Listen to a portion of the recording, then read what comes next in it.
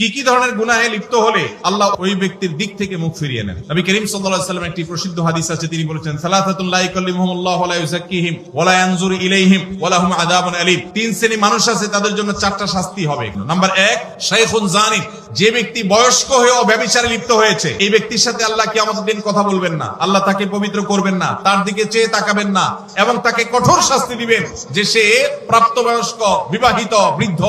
এরপরও সে জিনায় কেন লিপ্ত হলো। নাম্বার 2, ওয়া মালিকুন কাযযাব, যেই রাজা যেই শাসক প্রজাদের সাথে মিথ্যা কথা বলে, প্রতারণা করে, ডাহা ডাহা মিথ্যা কথা বলে, এরকম বাদশা, এরকম রাজা, এরকম শাসক, তাদেরকে নবী সাল্লাল্লাহু আলাইহি ওয়াসাল্লাম বলেছেন কিয়ামতের দিন আল্লাহ তাদের সাথে কথা বলবেন না, তাদের গুনাহগুলোকে মাফ করবেন না, পবিত্র করবেন না এবং আল্লাহ তাদের দিকে তাকাবেন না, চেয়ে দেখবেন না এবং তাদের জন্য কঠোর শাস্তি রয়েছে। আর 3 নম্বর হলো ওয়াইলুন মুস্তাকবির, যেই গরিব পরিবার, মানুষটা গরিব আবার অহংকার করে, তো এই ব্যক্তিকেও আল্লাহ রাব্বুল আলামিন কিয়ামতের ময়দানে